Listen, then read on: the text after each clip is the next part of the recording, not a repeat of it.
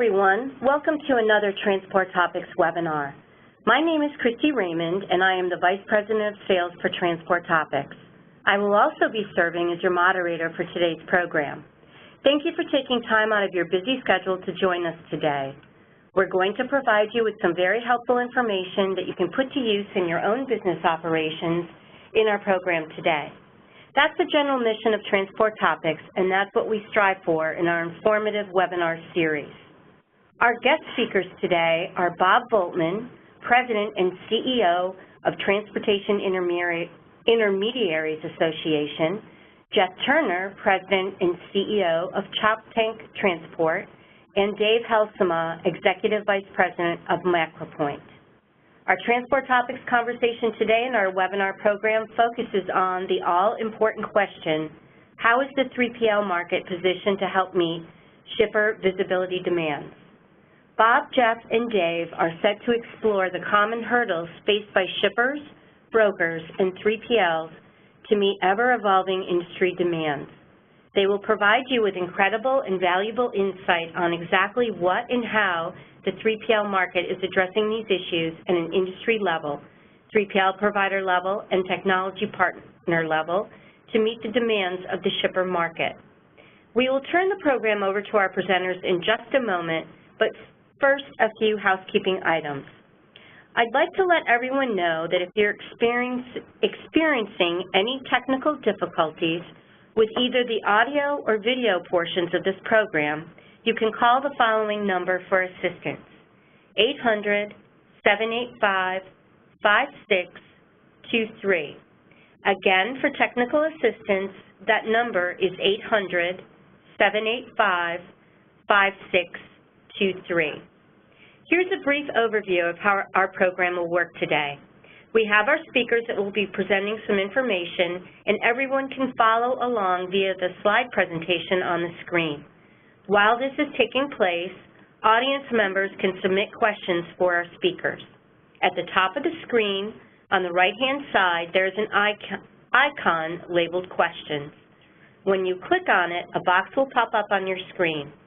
Type your question in the box, click the word Send, and your question will be submitted.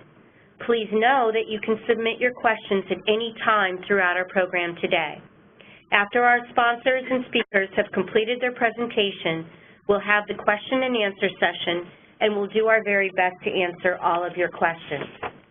Okay, well, let's get started, and with no further ado, I'd like to hand the presentation over to Bob Voltmann from Transportation Intermediaries Association. Bob, take it away. Thanks, Christy.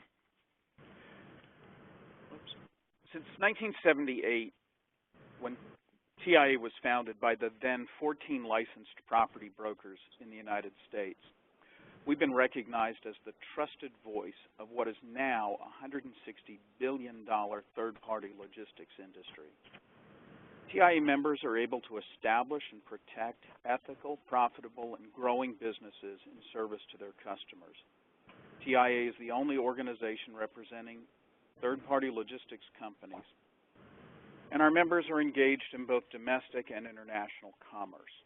TIA is the United States member of the International Freight Forwarders Association, FIATA, and TIA members are trusted, dedicated, and connected. According to Dick Armstrong, the market is somewhere in the $160 billion range. Brad Jacobs of XPO Logistics says that the marketplace is growing at 2 to 3 times that of GDP. The industry employs about 126,000 people with a payroll north of $7.5 billion. That makes the 3PL industry 1.5 times larger than the beer industry and 4 times larger than the candy industry. And TIA, with 1,700 member companies, represents about 70% of the industry by value. And to set the stage, from those 14 licensed property brokers in 1978 to the dynamic and growing market today is nothing short of phenomenal. According to DAT, 48% of large shippers now use 2 to 5 3PLs. and 38% use 6 or more. Dick Armstrong of Armstrong and Associates reports that 28% of carriers use 3PLs as their primary source of freight. Again, citing Brad Jacobs of XPO Logistics, the market's growing at 2 to 3 times GDP, with last mile growing at 5 to 6 times GDP. And Dick Armstrong also reports that 25% of LTL shipments are handled by 3PLs, and the industry has a 20-year compound growth rate of 11.5%. These statistics document the growth of the 3PL market, but what they don't tell us is why the market has grown so significantly. And it's grown because 3PLs are neutral. They have thousands of motor carriers under contract, so they can access the right capacity for each move. They're agile. 3PLs have invested in the people, knowledge, and process to help their shipper customers navigate any issue that may arise. They're technology adopters, leveraging significant technology investments that shippers can access on a variable cost basis. And they're knowledgeable of the latest regulations, trends, and case law. And TIA members are committed to excellence and service and are bound by the TIA Code of Ethics. Look at a couple of technology trends real quick. Almost 87.5% of the U.S. has access to the internet, and 64% of us have a smartphone. And according to a recent study by UPS, 66% of Americans expect delivery tomorrow for an order placed by 5 o'clock today. 60% expect same-day delivery for an order placed by noon. A third of us make our shopping selection based solely on speed and price of delivery. And 28% expect to be able to reroute the delivery from our phones, even on next-day shipments. These statistics point to the importance of shipment visibility to consumers. That makes shipment visibility to shippers even more important. 3PLs using products like MacroPoint, Forkite's, You Follow It, and others allow shippers the visibility they want into their shipments. 3PLs are investing in technology on behalf of both their shipper and carrier customers, and those investments will keep ours the most efficient and innovative logistics system in the world. Over to you, Geoff. Well, hello, everybody. This is Dave Halsema with MacroPoint. I'm joined today by Geoff Turner from Choptank Transport. And the next part of our program is really going to be kind of a two-phase approach. It's going to really talk about, one, what we're seeing at MacroPoint as far as the demands of the shipper and in regards to visibility. And then Geoff and I are going to have a conversation about a recent study that was put out by the American Shipper, and it really talks specifically about visibility. I think it's very timely for the conversation today. And we're going to address how the 3PL market is addressing a number of the things that came up in that study. But first of all, what I want to spend a second on is really talking about something that we keep very close watch on at MacroPoint. We call it the supply-demand index and the visibility demand index. And what we have done is over the past 3.5 years have taken a look at the information that's flowing through us on contracts, RFIs, RFPs, customer requests, and then the internal data that our customers are providing. And what we found over that time frame is over the past 3 years is about a 300% increase in the demand for visibility from shippers.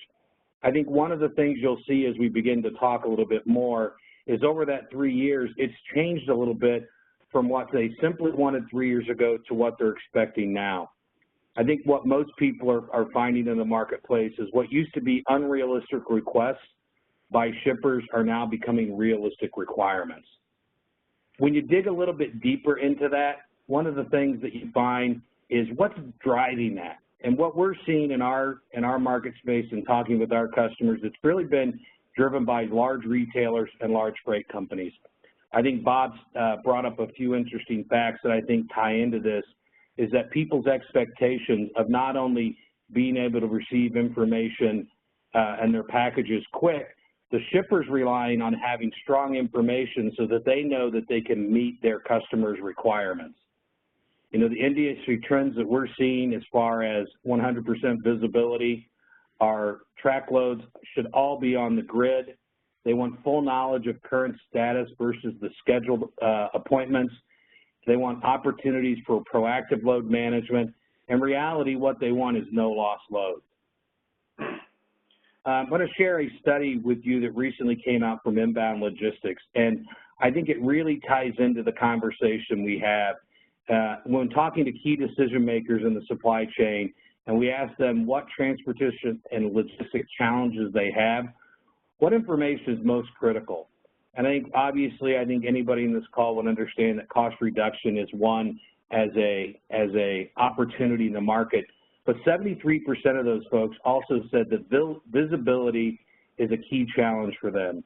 And then obviously inventory management, optimization, customer service, all of that ties into it. But I think it really ties in more tightly to what the market is saying.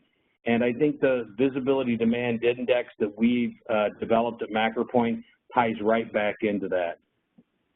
Yeah, so Dave, I could pipe in on that. I think that, you know, we've seen, you know, 3 or 4 years ago when we started down this trend of doing some of this, from our perspective, it was all about the, you know, the proactive load management.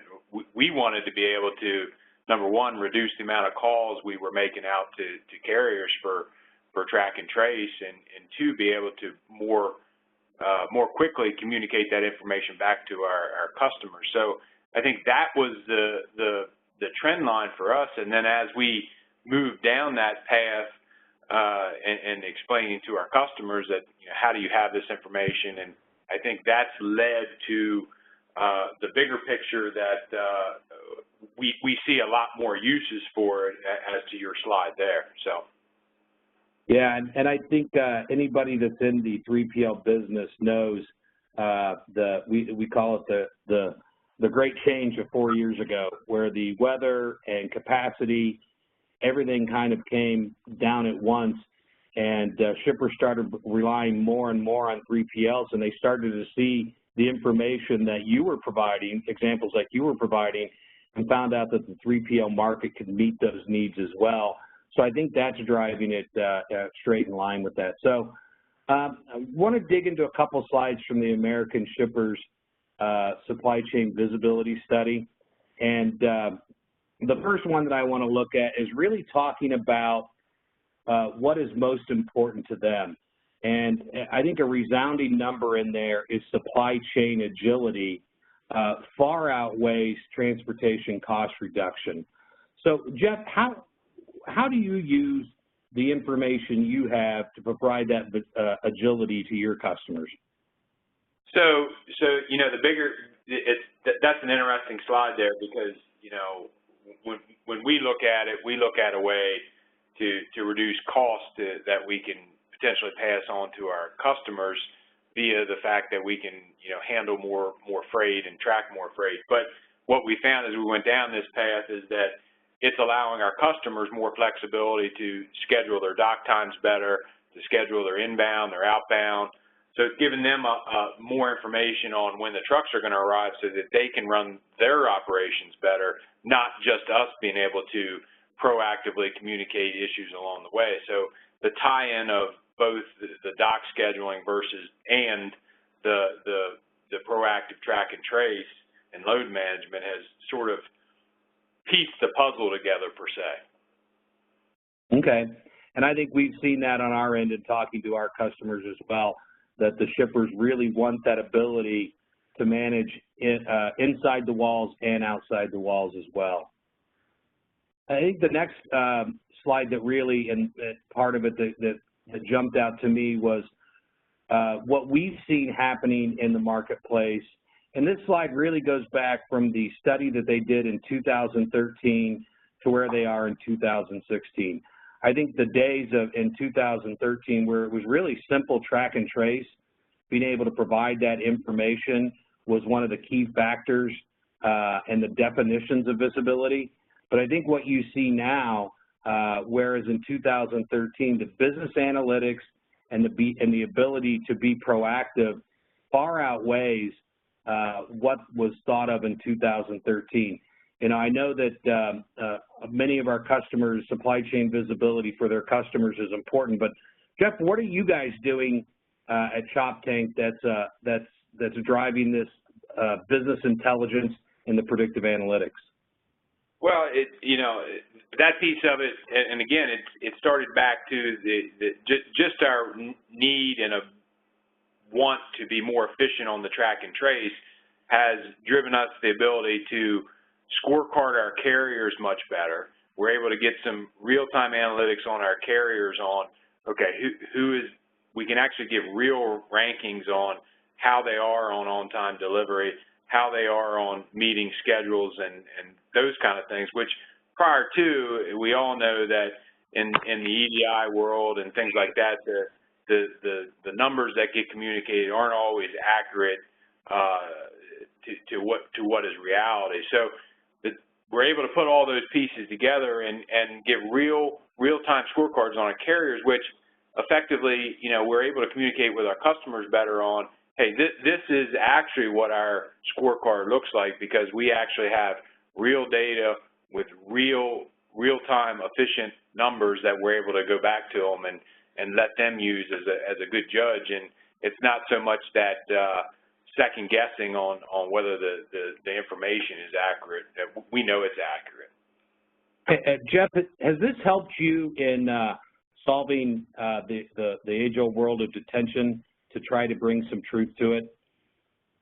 Yeah, I mean, I think it does. I mean, it's given us a little more ability to say, hey, yeah, the truck was there. This is what time he arrived. Versus, oh no, we never saw him, and that. So it gives us a little more muscle when it comes to that. But at the end of the day, it still boils down to being a communication or a relationship thing with your customers. Yeah, and the reason why I ask that is it's one of the things that I've heard that really kind of takes some of the he said, she said, and some of the thought process and some of the tensions that can rise with detention by being able to talk to people on both ends of the situation about what actually happened. So I was just curious.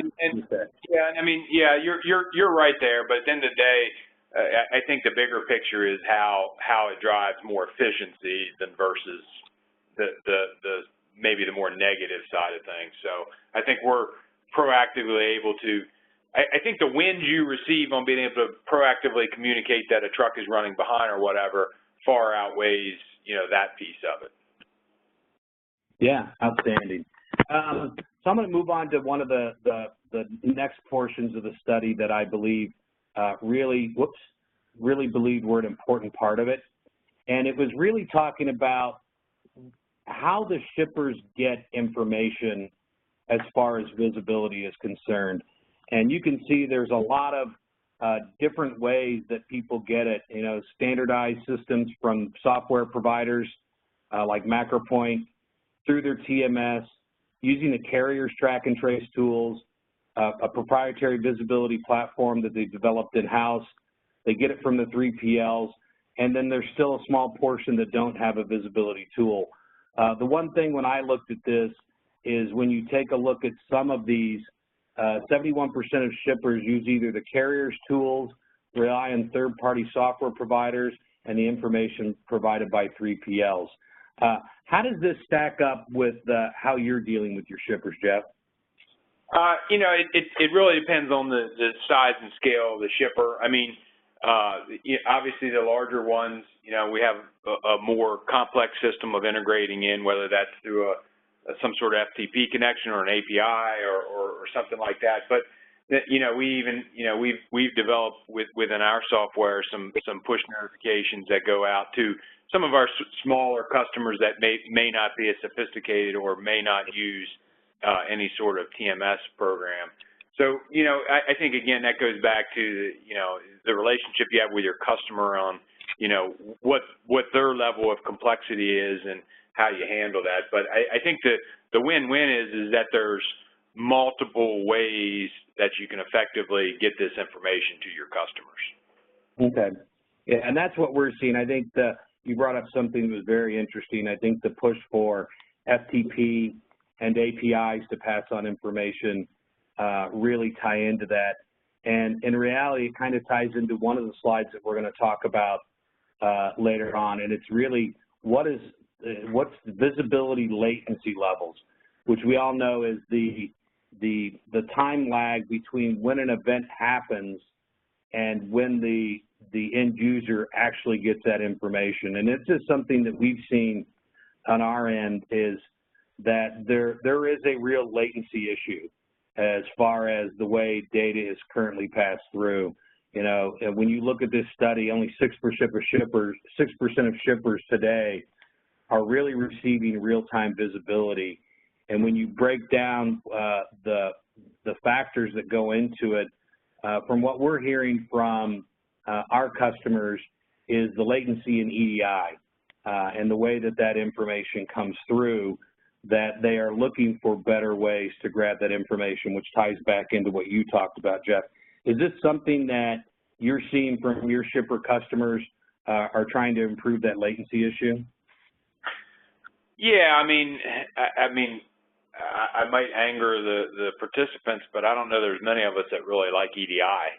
And I think as a younger guy, I feel like that technology's got to dry up at some point. And I think we do hear complaints of how things are, the latency, and I think that everything is moving in that direction. The more that we can be using APIs and mechanisms that are much more real time. To go back to Bob's slide on, two-thirds of us want things, within 2 days, and that translates down to our, even our full truckload customers, because those two-thirds of customers are that truckload's got to come in so they can get that stuff out. So I think it's the days of that latency being acceptable are drying up, and the market is moving quickly away from that. So the real time is driving everything. Yeah, absolutely. I know recently a major retailer just put out new standards to their carriers where they're now asking for hourly updates as compared to a very intermittent process. And they're also wanting arrival and departure information within an hour of when it happens. And even though this retailer is a large EDI believer, for lack of a better term, I think what they're seeing is that they're wanting to get from their third-party carriers that real-time data so it flows through. I get the opportunity to look at some of the questions that are coming through, and there's one that just made me giggle a little bit, but I think it's kind of falls in line with what you're saying, Geoff, is it wasn't a question, but a statement is, there is no patch for EDI. It's as old as faxing. But I think that ties into what you're saying. Yeah, but you still got that. There's a certain level of customers out there that think EDI is great. Yeah, but and I think what happens is even in the EDI world, being able to get those updates more frequently and then in real time will help improve some of the latency in EDI. So we've seen it. We've been involved in A/B studies where shippers have gotten information through EDI, and we're testing the same trucks, pulling that information directly and passing it on to them, and they realize the speed, increased speed in which they get those updates. So I think it is something that the market understands, and obviously by seeing the shipper study, I think is bearing that out. Right. So specifically for the 3PL market, there were a couple of questions they asked that we're able to, I think, tie into it, where the first one asked in the 3PL visibility stage is, what type of tools are 3PLs providing? I think when you aggregate all that information, 85% of 3PLs offer visibility tools, 30% of 3PLs rely on third-party providers, and the third-party providers are assisting the 3PLs in making that happen.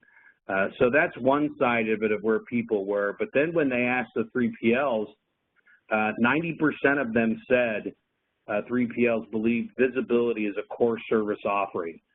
They say they can provide the same, one of the things that I've heard from our 3PL customers is now their shippers know that they can provide that same visibility that they used to think was tied to asset-based carriers who had the in-cab technologies.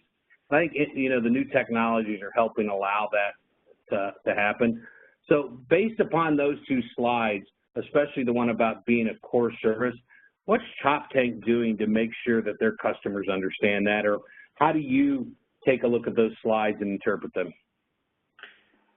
Well, the interesting thing that we found over time is that a lot of this, the tracking, and I'll preface it by saying it's not on all the freight, but some part of our freight, we've been doing this for years, and it's not till recently customers have come to us and said, hey, can you track our loads via this service or whatever? And our answer is, well, we've been doing this for years. We're on top of that. So I think there's a certain side of it is yeah, the customers are wanting it, but I think they probably find that a lot of their service providers already have been doing it on our end for quite some time, just to gain the efficiencies that we want to gain on our end. So to a lot of us probably on the call too, this is nothing new, and actually, we've been trying to stress the importance of it to our customers, and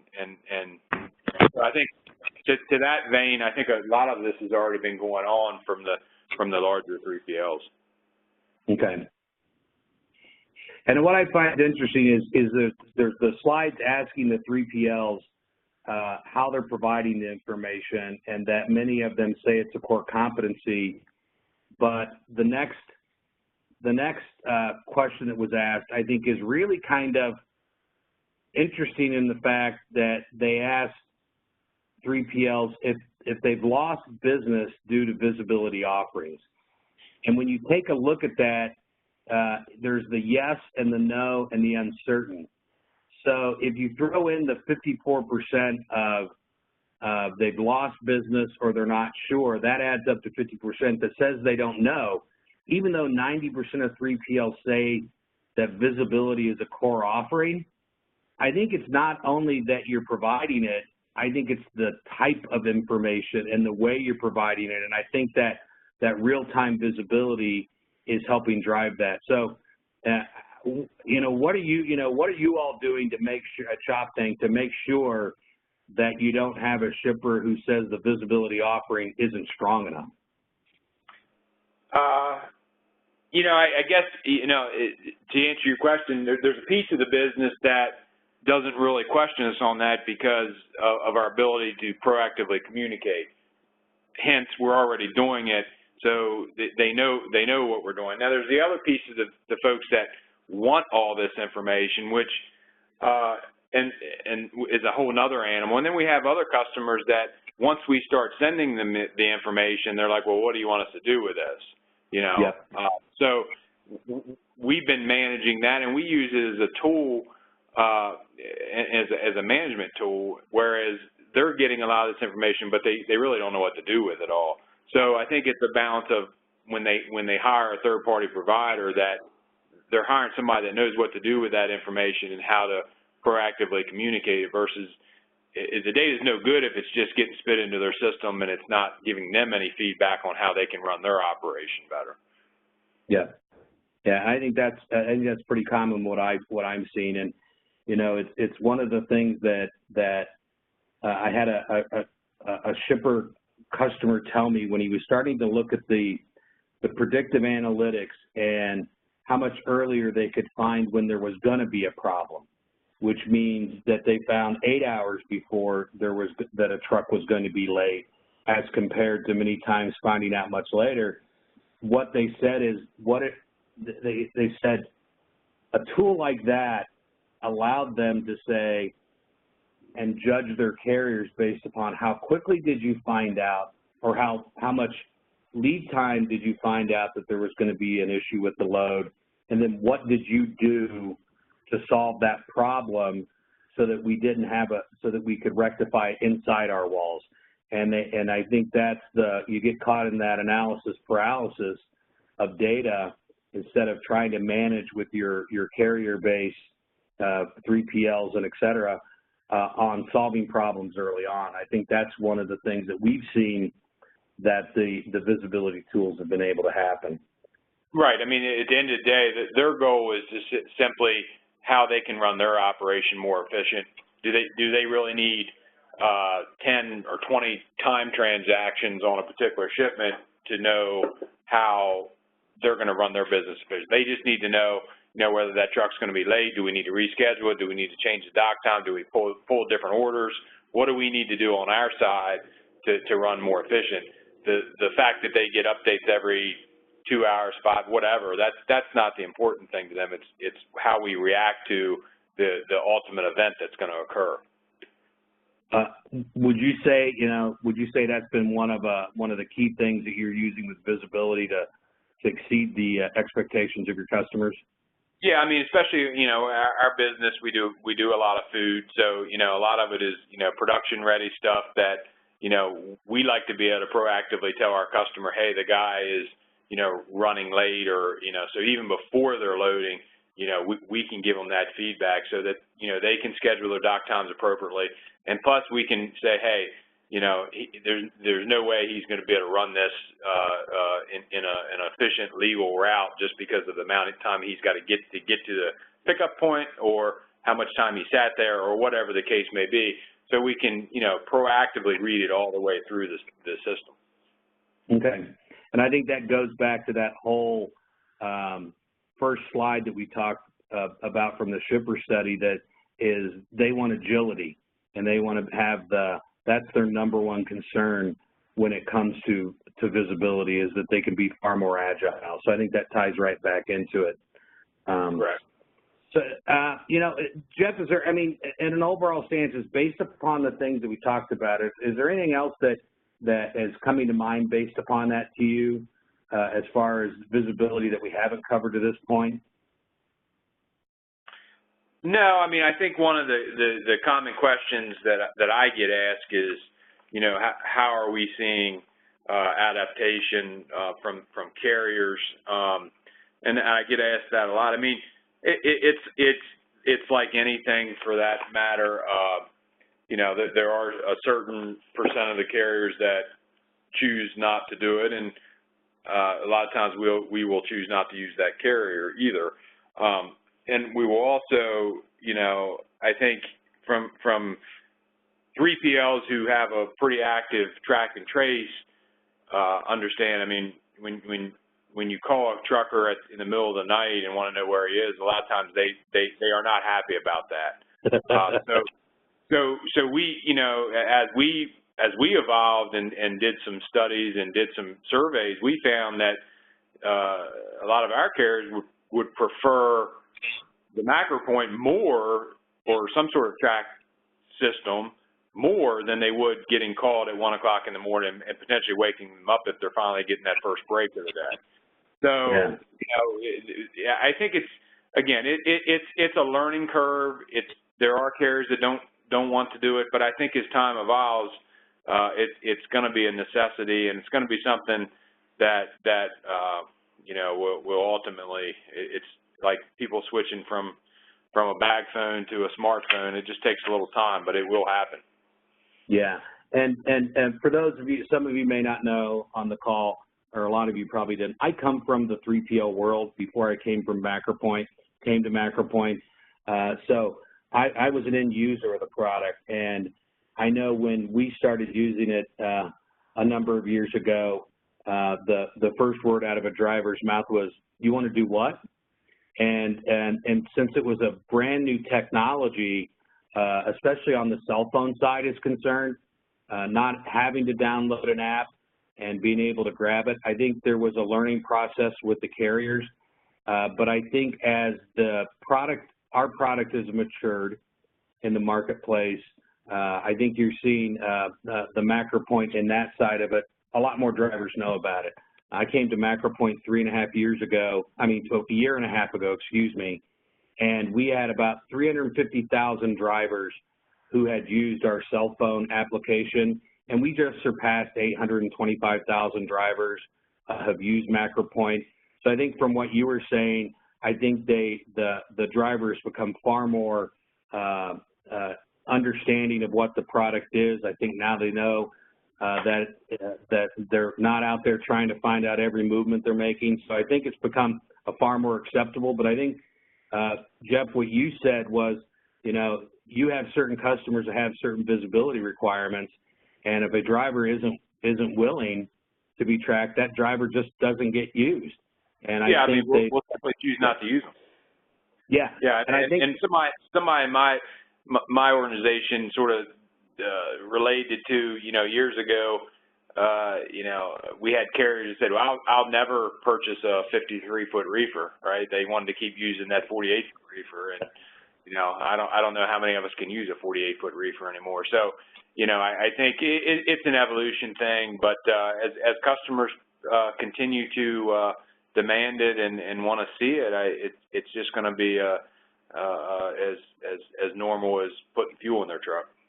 Yeah, and I think, and that's what we've seen in our operation. We try to spend a lot of time asking our customers and watching the numbers as far as acceptance rates, and those continue to rise and rise and rise. And I think that's just because I think, one, more people are requiring it, as you said, and secondly, they're trusting the technology. So I appreciate, Geoff, you providing that insight. I think it's important that other folks on this call, from people in the 3PL world and people in the shipper world, get to hear kind of, one, what the TIA has done as an overall, and how the 3PL market has grown, but specifically talking to somebody who lives in it every day like yourself, and it's much appreciated.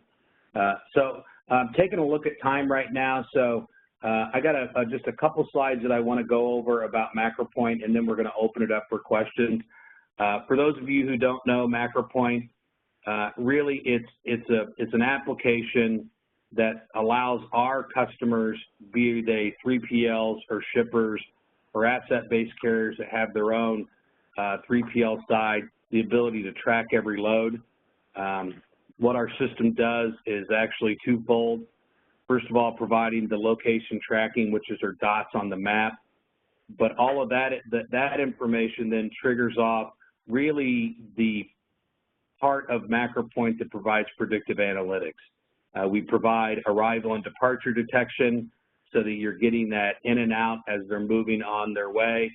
And then based upon that information and the algorithms we've built, we've been able to build out off-schedule monitoring, which means we're able to let our customers know based upon what's happening with that load, if that load is going to miss its appointment time. MacroPoint, we've grown the company into a device-agnostic company, which means not only can we use the driver's existing cell phone or use the MacroPoint app, that we also connect into in-cab, ELD, and GPS devices. We have connections set up with all the major ELD systems where we're able to pull for our customers, instead of using a cell phone, if they have an in-cab system, be able to pull that data through. And we're also, and I'll share this in a minute, we're pre-integrated with so many different carriers and 3PL's TMS systems, which allows us then to be able to automate the process. I know one of the questions that came in is this integrated with your TMS, and I know, Geoff, we are integrated in your TMS platform where the entire system gets automated. Just to give you one of the things I talked about is we're device agnostic. So the next slide really talks about all the different ways that we connect. and it really ties in that we don't care what's in the cab of the truck. And that's so important in today's environment, that there's so many different types of technologies. There's the EL mandate that we're all going to have to be dealing with that's going to be coming out at the end of 2017. But a number of those devices are going to be E-log centric, and the ability to have those connections for the 3PLs and any customer is going to create its own challenges. So we've developed technologies to be able to get flip phone information, smartphone, obviously the in-cab systems. We collect information through TMS systems by either the integrations that we already have in place or APIs and web services. We can grab information on 214s if we have to. We have trailer tracking with partnerships with folks like Orbcom and Skybits, and then also the reefer manufacturers where we're able to provide temp. We use web services to connect into LTL loads. We have an intermodal and rail product that allows us to get that drayage on both ends of the intermodal, and at the same time be able to track that that container as it's moving on the rail. And we have an ocean platform as well. So what we've tried to do is create a system that allows us to grab data so many different ways to be able to meet the needs of our customers. One of the questions we said earlier is, what are some of the integrated partners that we have? And this is probably the more well-known TMS systems out there, going from McLeod, MercuryGate, TMW, down to shipper level centric systems and lean logistics in Manhattan. We've also developed custom integrations for proprietary TMS systems, as well as working in Oracle and SAP to be able to provide that information so that we kind of can grab information and then pass it on to everybody else, so that they only have to use their current systems and they don't have to rely on a third-party platform to be able to get that data.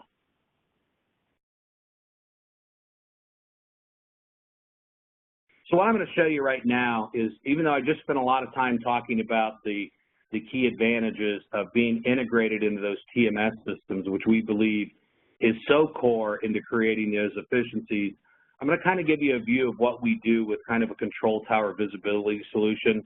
Control tower is one of the hot topics in the marketplace right now, but I think it at least gives us an opportunity to let the people on the end see what we do with that information.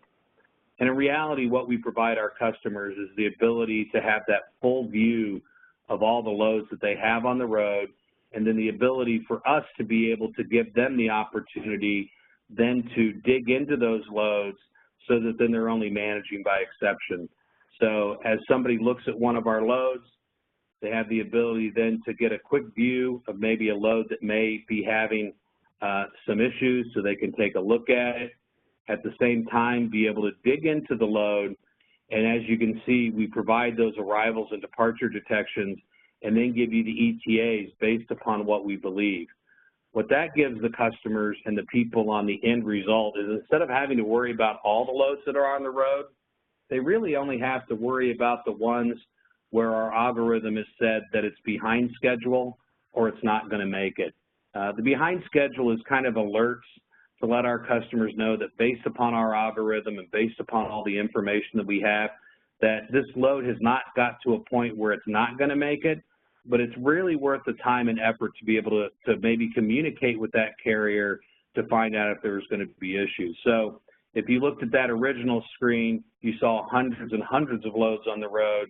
Now you take that down to 20 or 30 that you really have to deal with. And I think that's what creates the efficiencies within an organization, and it allows them to do more with the same amount of people. There's the whole world in the 3PL world that as load count goes up, people go up at the same rate.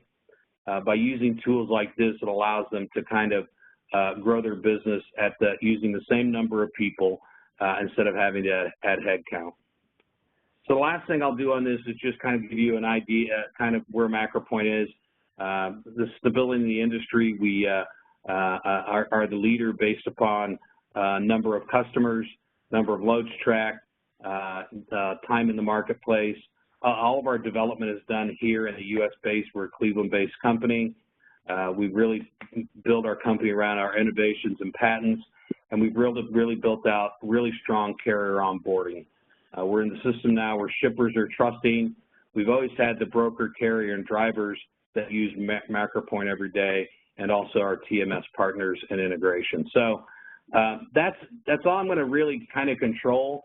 You all have this information in the presentation with contacts for Bob Voltmann from TIA, Geoff Turner from Choptank, and myself at MacroPoint if you would like to reach out to any of us. So without further ado, Christy, I'm going to pass it over to you for some that have been coming through. Okay, great. Thank you, Dave. I'd like to thank our speakers. Again, Bob Voltmann, President and CEO of Transportation Intermediaries Association, Geoff Turner, President and CEO of Choptank Transport, and Dave Halsema, Executive Vice President of MacroPoint. And a special thank you to MacroPoint for sponsoring today's program.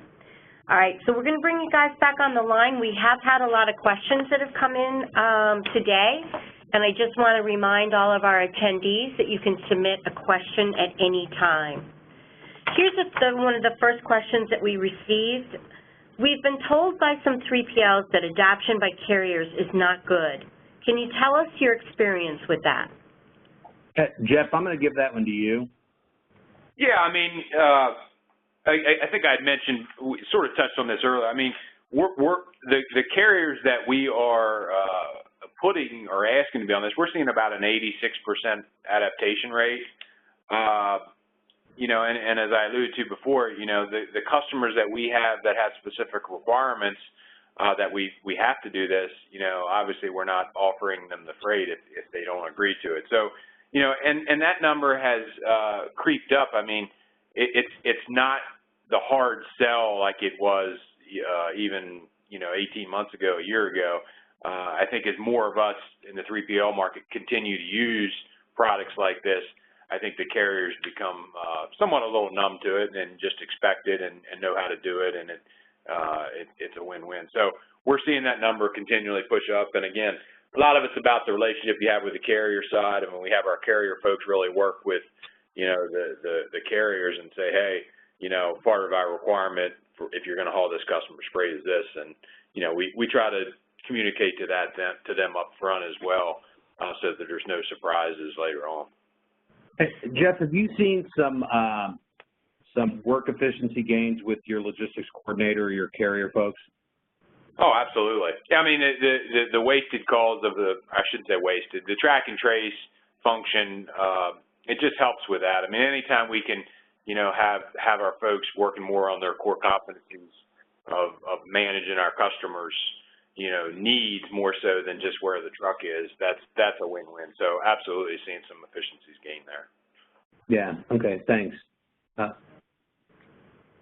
Okay, great. I also wanted to let all of our attendees today know that if by any chance we're not able to get to your individual question, that we will all be reaching out to you individually to answer all of your questions. Dave, we have another question here. Why should shippers choose to work with a TIA member? Well, that one looks like it's hit right for Bob Voltmann. Yeah, I'll take that one, Dave. Yeah. I'll take why should shippers work with TIA members for 100? So TIA members are the industry leaders. Our members are committed to the TIA Code of Ethics. They come in all shapes and sizes, from the biggest in the industry to startup. So they're set to work with any size shipper. And they understand that they have two customers in every transaction, the shipper and the carrier, and they work to make both happy. Okay, outstanding. All right. Thanks, Bob. Here's another question that came in while we had today's program. I see that you have great connections with the 3PL market. Can you connect to asset-based carriers in-cab devices? Yeah, and I think I touched on that one. I'll take that one. I think I touched on that one a little bit earlier. The ability, I think with the connections that we have with all the ELD devices, there's over 2 million that we can connect to right now, and the sheer number of asset-based carriers that are already in our ecosystem gives us a real easy opportunity to do that. Thanks, Dave. Next question, how are 3PLs flexible in working with shippers and carriers? Sounds like me again. Yeah, Bob. So 3PLs have thousands of motor carriers under contract. And what that means is they can choose the right motor carrier or the right mode of transport. But if we're talking about truck, they can choose the right carrier in that lane at that moment to move the shipper's freight. Whether that's contract rate or a spot market rate, the 3PL has the flexibility to choose the right carrier at that moment to move that particular freight. So that's why they're not worried about their own assets or trying to make the peg fit in the hole. They pick the right pegs for the hole. Okay. Thank you, Bob. All right. We've got some more questions that came in. Here's a question from one of our attendees today. I already get EDI data from my carriers. What is the advantage of tracking with MacroPoint? I'll take that one, and I think we talked about it in the earlier slides, is that by tracking with MacroPoint, we have the ability to pull that data straight through into our platform and then be able to provide it directly to our customers. So we don't have to worry about the latency that there can be with EDI and the ability to more quickly, without either the carrier or the customer having to invest in the time and effort of setting up those EDI connections. Thank you, Dave. Another question that came in, as a shipper, our staff has had concerns in regards to the amount of data we receive and what we do with it. Can you explain how 3PLs use the data? Geoff, I'm going to pass that one to you. Yeah, I think I can handle that one. You know, I think we sort of touched on a lot of the issues related to that. You know, how we use the data, you know, is proactively to better communicate to our customers on what they're looking like as far as their dock schedules and where a truck is and what may have happened in the process. So it just helps us communicate better. I think, you know, from a shipper's perspective, you know, they only care about the events that are going to cause an opportunity for them to do something. So I think we learn the business of what we need to communicate and what is important. So, you know, I think there is a fine line on how much data you get and what you do with it, and you have to just know what data is going to make a difference in how you run your dock or receiving dock. Great. All right, we have another. I think we have time for 3 or 4 more questions. Yes.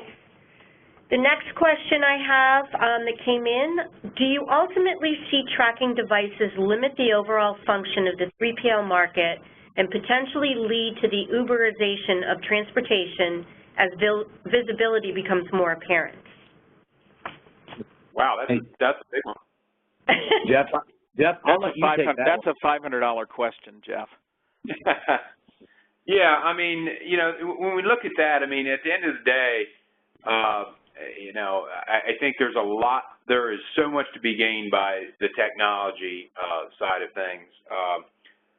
But at the end of the day, you know, it's still relationship driven, and there's so many, as Bob alluded to, there's so many nuances on what we do as far as equipment selection, carrier selection. So, you know, I think the tracking piece is just another tool in our toolbox that helps us be more efficient, that can ultimately uncover other savings in the supply chain. So, you know, I see technology continuing to drive the market in a more efficient way, but do I see it leading to Uberization? No, I do not. Okay, very good. How are the 3PLs flexible in working with shippers and carriers? I think we already, did we already ask that one? That sounds like one. Yeah, I think we already got that one. All right. How do 3PLs select carriers? Bob and Geoff? Yeah. Bob, you can start, I'll finish. Okay. So we help our members by producing a carrier selection framework. It's a workbook that we put out every year that helps them work through all of the questions that relate to selecting a motor carrier, from insurance to safety, based on current case law regulations, and it helps them develop their own written carrier selection procedure. We also offer our members a member-to-member closed system to report on marketplace problems. We call that TIA Watchdog. And TIA and CargoNet have teamed up to supply fraud and theft reports to members. So all of those things build together to help secure that supply chain. Geoff? And yeah, I would add to that, you know, each of us through our own processes has identified other metrics that we look at to help even strengthen what we look for in our carriers. And a lot of that is based simply on what our customers require. So a lot of us try to keep building some of those requirements into our carrier qualification process to build the strength of those carriers. And at the end of the day, you know, when we use a carrier, more than likely that carrier is not a new carrier to us. So although, you know, maybe it's the first time we're putting that carrier on freight of a particular customer, we've had lots of experience with that carrier on other shippers' freight. So we've got a nice ranking of how they did, and we can, you know, so-called we've got an experience with that carrier to help pass that information on to the shipper and give them the best carrier base if they can. So. Okay, great. We have time for one more question. What are the advantages to a shipper to investing in this type of technology? I'll take that one. I think one of the biggest advantages to a shipper to invest in this technology is creating one platform with consistent real-time data. In today's environment, most shippers work with a vast majority of different types of people to move their freight, and then there are always those issues of how you get that information and how you connect to each one of those folks. So by utilizing a technology that can aggregate all that information from all of the different carriers and 3PLs that they use, it allows them to get a consistent feedback of all the information that they can build around operating procedures based upon how they're getting the information to improve their efficiencies.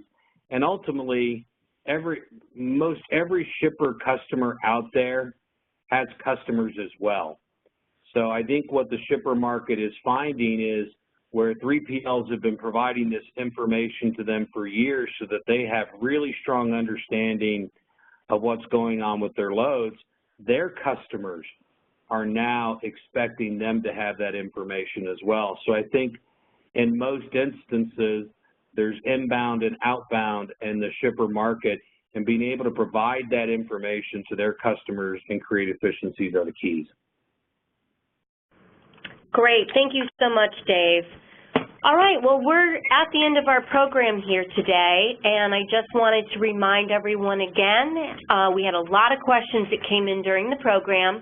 We will be reaching out individually and answering all of your questions in a very timely fashion.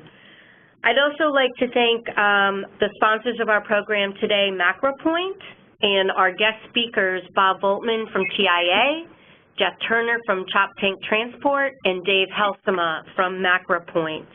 If you have additional questions or if you'd like to know more information, you can please contact them with the information that is up on the last slide. Also, if you know of someone who wanted to attend today's program but was unable to do so, or if you would like to go back and review any or all of today's program, we'll have it available on our webinar archive page at www.ttnews.com. Thanks again and have a great day. Thank you for attending. Thank you, everybody. Thank you all. Bye-bye.